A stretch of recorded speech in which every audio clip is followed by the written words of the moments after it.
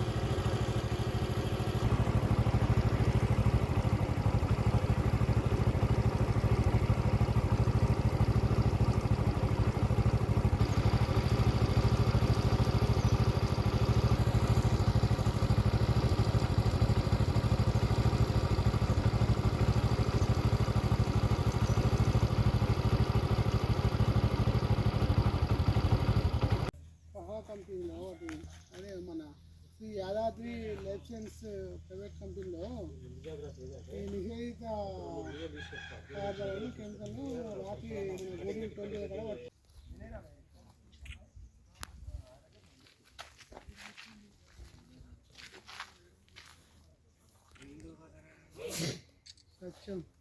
తీసుకున్నాం అన్న company photo ఉంటుంది.